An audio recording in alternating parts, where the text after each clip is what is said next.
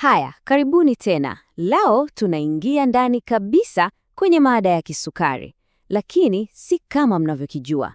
Tutaichambua kwa mtazamo mpya kabisa, mtazamo wa mwaka 2026, tukifunua ukweli ambao unaweza kubadilisha kila kitu mlichodhani mnafahamu kuhusu sayansi, matibabu na hata mustakabali wa ugonjwa huu. Yaani, sote tumesikia hii story, au sio? Kwamba sukari ndio adui namba moja. Imekuwa ndio hadithi rahisi, nyepesi na tunaoijua sote. Lakini subiri kwanza, vipi kama hadithi halisi ni ngumu na ina mambo mengi zaidi? Vipi kama kumlaumu adui mmoja, yaani sukari, kumetupofusha tusione picha nzima? Basi, hebu tuanze safari ya kuchimbua ukweli huo sasa hivi. Okay, basi tuanze na kiini cha mambo. Uelewa wa sasa, ule wa mwaka 2026, unatuambia nini?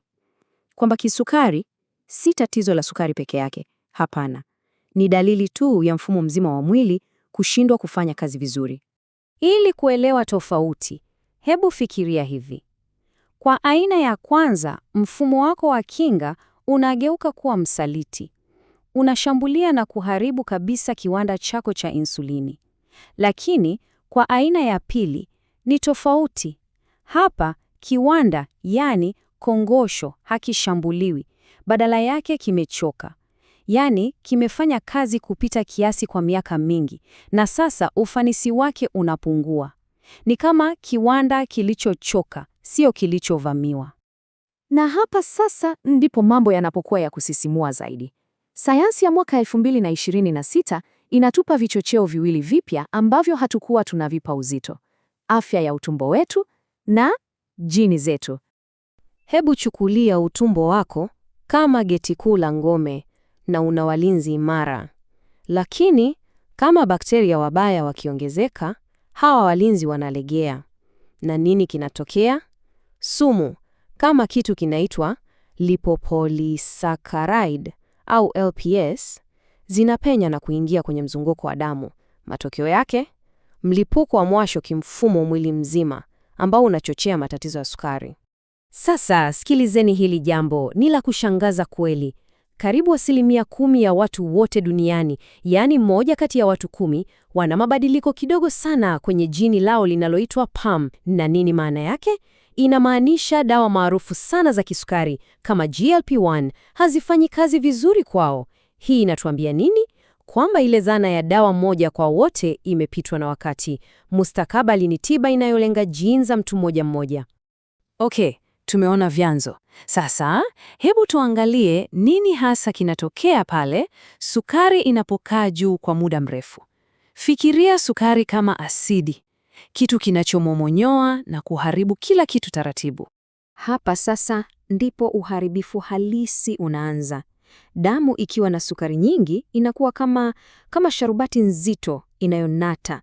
Sukari hii inaanza kushikamana na protini mbalimbali mwilini na kutengeneza molekuli hatari sana zinazoitwa Advanced Glycation End Products au AGEs. Ili kurahisisha, fikiria hizi AGEs kama kutu inayojijenga taratibu ndani ya injini ya mwili wako na kuiharibu polepole. Na matokeo ya hii kutu ni mabaya sana. Inaathiri miundombinu yote, inaharibu mabomba yetu, yani mishipa ya damu. Inaziba kichujio chetu muhimu, yani figo. Inaharibu sensa zetu, yani macho.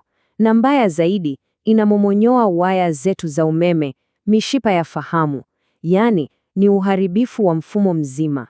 Sasa, hebu tuzungumzie mada yenye utata mkubwa: lishe. Hasa, aina 2 za lishe kali ambazo zimekuwa maarufu sana. Zinaleta matumaini, lakini kuna upande wa pili wa sarafu: hatari zake. Lishe ya keto, ile inayokaribia kuondoa wanga yote, inaweza kuleta matokeo ya haraka sana. Watu wengi wanaona sukari yao ikishuka kwa kasi na wanahisi nafuu kubwa. Lakini kama unavyojua, kuna msemo, sio kila king'aacho ni dhahabu. Na hapa ndipo tunapokutana na ukweli mchungu. Utafiti wa muda mrefu unaonyesha kuna gharama kubwa zilizojificha nyuma ya mafanikio haya ya haraka. Na hizi hatari si za kuchezea. Tunazungumzia ini kujaa mafuta, kupoteza misuli muhimu, yaani mwili kudhoofika. Na jambo la kushangaza zaidi ni hili: mwili wako unaweza kupoteza uwezo wa kushughulika na wanga. Kwa hiyo, siku ukiamua kurudi kula kama kawaida, unaweza kujikuta katika hali mbaya zaidi kuliko ulivyoanza. Halafu kuna wazo la OMAD, one meal a day, yaani unakula mlo mmoja tu kwa siku. Lengo kuu hapa ni kulipa kongosho mapumziko marefu ya saa 23 ili lipate muda wa kujirekebisha na kujisafisha. Lakini hatari za lishe hizi zote kali ni za kweli kabisa. Kwanza, sukari inaweza kushuka ghafla na kuwa hatari kwa maisha. Pili, mwili unaweza kukosa virutubisho muhimu na kusababisha matatizo mengine. Na tatu, kisaikolojia, ile presha ya kufuata sheria kali za kula kila siku inaweza kukuchosha na hata kuharibu kabisa uhusiano wako na chakula. Basi, tuache mambo ya lishe kwa sasa. Hebu tuangalie mustakabali. Na hapa ndipo mambo yanapovutia sana. Tunaelekea kwenye enzi ambapo teknolojia inaweza kubadilisha kila kitu tunachojua kuhusu matibabu ya kisukari. Na hizi teknolojia zinazokuja ni kama zimetoka kwenye filamu za uongo za kisayansi. Hebu fikiria insulin janja, sindano moja tu inayojua yenyewe wakati wa kufanya kazi. Au mfumo wa akili bandia, AI, unaoendesha mwili wako kama kongosho la ziada, hata ukiwa umelala fofofo. Na sasa, sikiliza hili. Sindano moja tu, mara moja maishani, inayoweza kuifundisha misuli yako kutengeneza insulin. Hii si ndoto tena.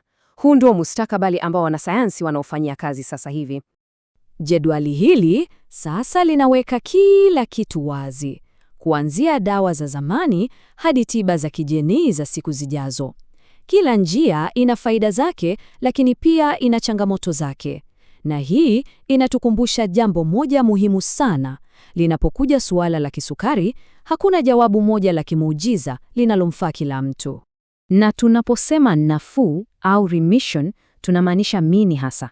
Kitaalam ni kufikia kiwango cha sukari kilicho salama, kinachopimwa na kitu kinaitwa HbA1c, na kiwe chini ya 6.5 kwa angalau miezi mitatu, na yote haya bila kutumia dawa yoyote. Hili sasa ni lengo rasmi linalotambulika kitabibu. Kwa hiyo mwisho wa siku tunabaki na swali hili kubwa. Kwa teknolojia kama hizi za kubadilisha misuli na mifumo ya AI ambayo iko karibu nasi, je, tunaingia kwenye sura ya mwisho ya kisukari kama tunavyokijua? Labda kwa mara ya kwanza kabisa tunaweza kuanza kufikiria mustakabali ambapo kupima vidole na kujidunga sindano ni historia tu. Huu unaweza kuwa mwanzo wa mwisho wa ugonjwa huu,